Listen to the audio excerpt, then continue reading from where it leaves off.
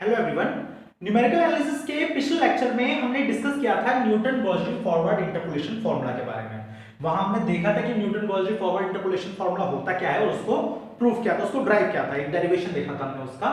तो आज के लेक्चर में हम उस फॉर्मूले को अप्लाई करेंगे कि आपकी एक प्रॉपर प्रॉब्लम आपको दी है, रियल वर्ल्ड प्रॉब्लम, कि उस पर यह फॉर्मूला किस तरीके से अप्लाई होता है। और तो एप्लीकेशन करने से पहले, इस फॉर्मूले को अप्लाई करने से पहले हमें देखना होगा डिफरेंस टेबल के बारे में कि डिफरेंस टेबल कैसे बनती है। क्योंकि जैसे मैंने पिछले लेक्चर में भी कहा था कि बिना डिफरेंस टेबल बनाए हम कोई भी फॉर्मूला, यहां पर हम जितने भी फॉर्मूले पढ़ेंगे न्यूमेरिकल एनालिसिस में, उनको अप्लाई नहीं कर सकते। तो उसके लिए पहले हमें डिफरेंस टेबल जरूर बनानी पड़ेगी। तो यहां मैंने एक एग्जांपल ले लिया है जिसकी हेल्प से मैं आपको दोनों चीजें सिखाऊंगा कि किस तरीके से डिफरेंस टेबल बनेगी और फिर किस तरीके से उस पर यह फॉर्मूला अप्लाई होगा। तो आगे बढ़ने से पहले हम ये मान के चलते हैं कि आपने पिछले लेक्चर में हमने जिस तरीके से आपको न्यूटन गॉसजी फॉर्मूला बताया था वो आपको पता है कि क्या होता है न्यूटन गॉसजी फॉरवर्ड इंटरपोलेशन फॉर्मूला।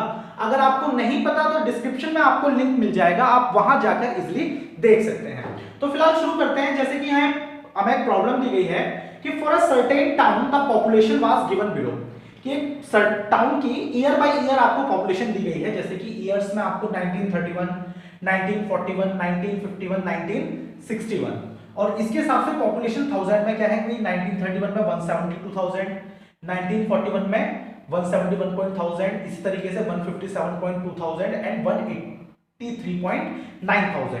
इस टाइप से आपको एक डाटा आपके पास है। Then find the population of 1946। तो आपको ईयर 1946 की पॉपुलेशन फाइंड करनी है। अब जैसे कि मैंने कहा था कि भाई ये जो वैल्यू आपके पास है, ये वैल्यू किसकी है? ये वैल्यू है x equals to a plus UH की, यानी कि जिसको हमें फाइंड करना है। तो हम ये मान के चलते हैं कि भाई आपको इन सब चीजों के बारे में पता है कि a क्या है, u क्या है, h क्या है। अगर आपको नहीं पता तो मैं फिर कह रहा हूं एक बार कि डिस्क्रिप्शन में लिंक मिल जाएगा, वहां जाकर के पहले पिछला लेक्चर देखिए कि न्यूटन गॉसजी फॉर्मूला में इन सब की वैल्यू होती क्या है। तो फिलहाल हम आगे बढ़ते हैं। a प्लस UH, ये आपकी वैल्यू कितनी है? 1946। तो अब अगर हम इस टेबल की बात करें तो भाई ये वाला जो कॉलम है ईयर का, तो इसको मान लेते हैं x और ये आपका fx, या फिर fx ना मान करके आप इसको ये मान लीजिए yx, इस तरीके से। क्योंकि जैसे मैं आपको एक बार बता देता हूं कि जिस तरीके से हम fx में वैल्यू रखते हैं x की, तो fa प्लस h तो थोड़ा स्पेस कंज्यूम करता है।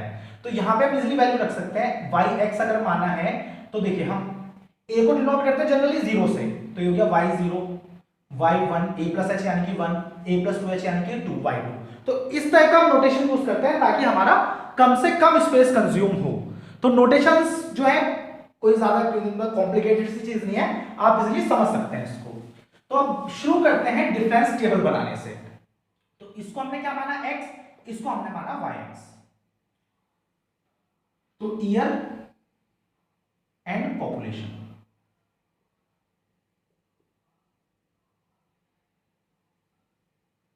यहां पे हमने मान लिया x, या इसकी जरूरत आपको नहीं पड़ेगी इस कॉलम की, ज्यादा कॉम्प्लिकेटेड नहीं करते, सीधा शुरू करते हैं। ईयर आपका 1931, 1941, 1951 एंड 1961। तो इस तरीके से आपने ईयर्स लिखे। अब पॉपुलेशन यानी कि yx, पॉपुलेशन आपकी 172, यहां लिख देते हैं इसको yx, 172, 171.7, 157.2 and 183.9।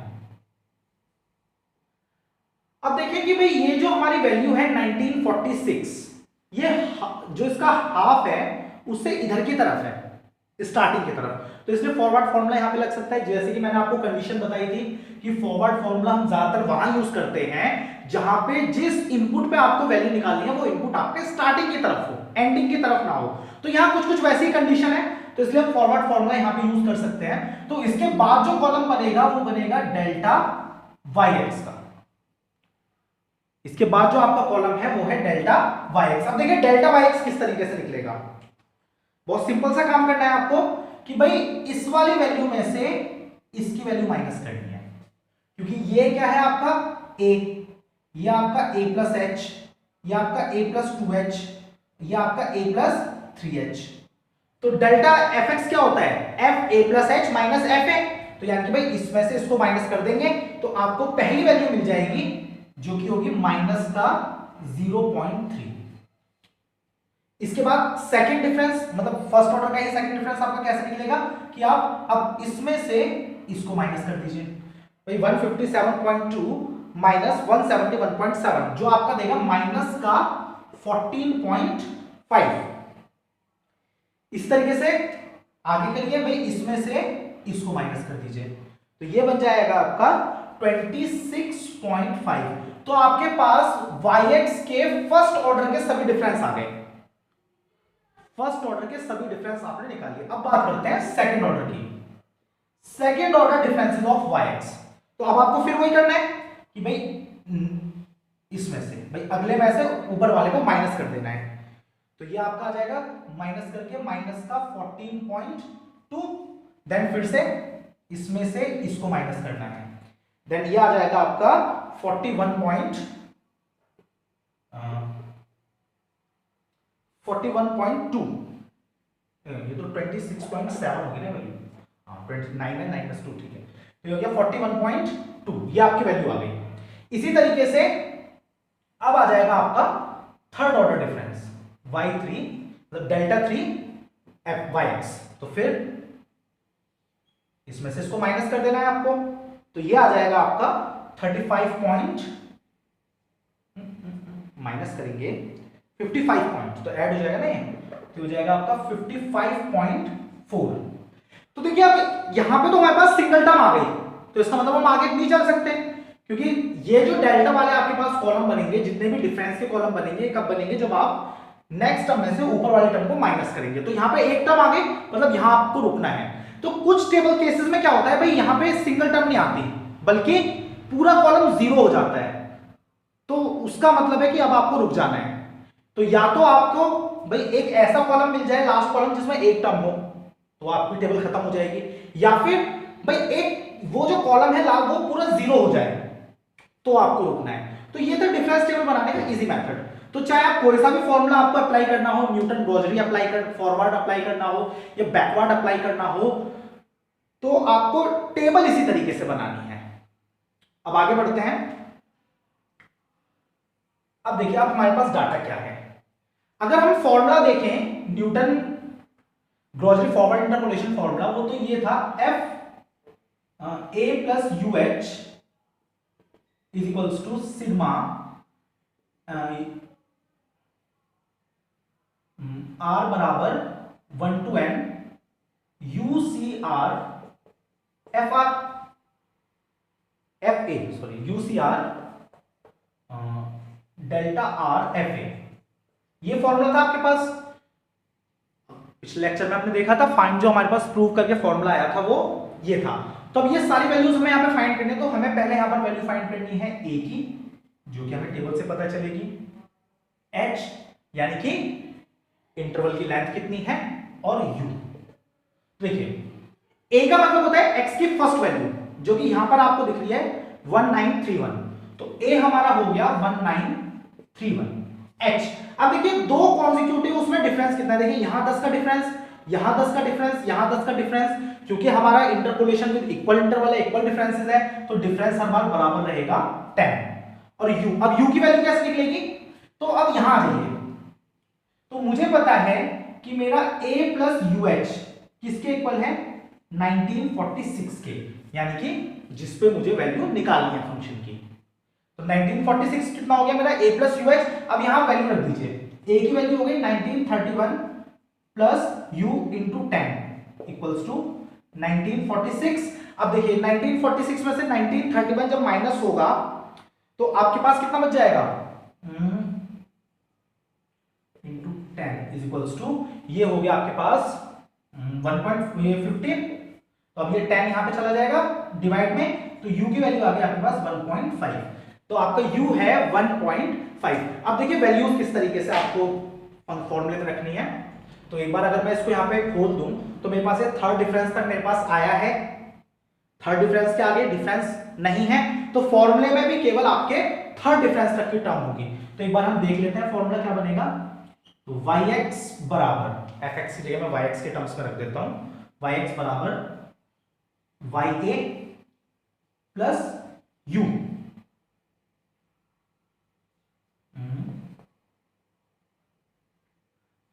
Delta ya plus u into u minus 1 upon 2 factorial delta square ya and last u into u minus 1 into u minus 2 upon 3 factorial delta cube ya।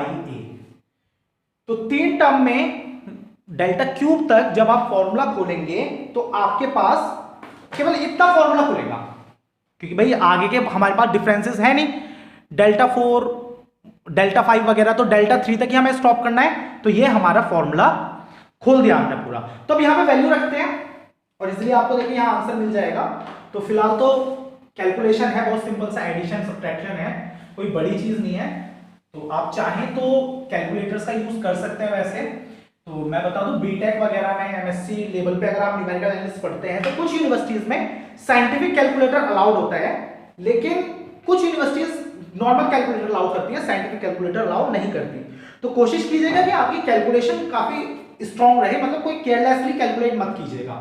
तो अगर इस टेबल के बेसिस पर देखा जाए तो अगर ये वैल्यू आपके ए की है तो ये वैल्यू हो गई आपकी ya, यानी कि वैल्यू ऑफ फंक्शन है a। ये वाली वैल्यू हो गई आपकी डेल्टा ya, ये वाली वैल्यू हो गई आपकी डेल्टा स्क्वायर ya, और ये वैल्यू हो गई आपकी डेल्टा क्यूब ya। तो इस तरीके से आपको आपकी सारी वैल्यूज यहां पे मिल गई। अगर पहली वैल्यू a है तो y के कॉलम में first value ya, delta y के कॉलम में first value delta ya, delta square y के कॉलम में first value delta square ya, और डेल्टा क्यूब y के कॉलम में first value delta cube ya। तो अब ये सारी वैल्यूज हम यहां पे रख देते हैं उठा के। तो यहां देखिए x की वैल्यू है हमारे पास 1946, तो y 1946 is equals to ya means 172 plus u की वैल्यू है आपकी 1.5 इंटू डेल्टा ya माइनस का 0.3 plus u into u minus 1.5 into 1.5 minus 1 delta square ya is minus का 14.2 अपॉन में 2 factorial plus u minus 1 u minus 2 upon में 3 factorial into delta cube ya is 55.4। तो अब ये हो गया 172 अब प्लस माइनस 1.5 इंटू 0.3, देन ये तो प्लस का आएगा, ये plus minus 1.5 into 0.5 into 14.2 upon 2 and plus, अब ये देखिए यहां से प्लस आएगा यहां से माइनस आएगा, तो again value minus 1.5 into 0.5 into 0.5, actual में माइनस का 0.5 था तो इसने अपना माइनस बाहर भेज दिया, अपॉन में 3 factorial means 3 into 2 and into 55.4। तो मैं जल्दी से इसको कैलकुलेटर के थ्रू, मेरे पास कैलकुलेटेड वैल्यूज हैं तो मैं यहां रख देता हूं वैल्यूज, आप एक बार कैलकुलेट करके जरूर देख लीजिएगा। तो जैसे कि मेरी ये वैल्यू आई 172, ये तो मुझे पता है, ये मेरा कितना हो जाएगा, ये हो जाएगा मेरा 4.5। इसी तरीके से मेरी अगली वैल्यू आ जाएगी माइनस 5.325 माइनस 5.325, ये आएगा 0.45, 1.5 इंटू 0.3 0.45, तो कैसे 5.325 और जो अगली वैल्यू है वो आ जाएगी 3.4625।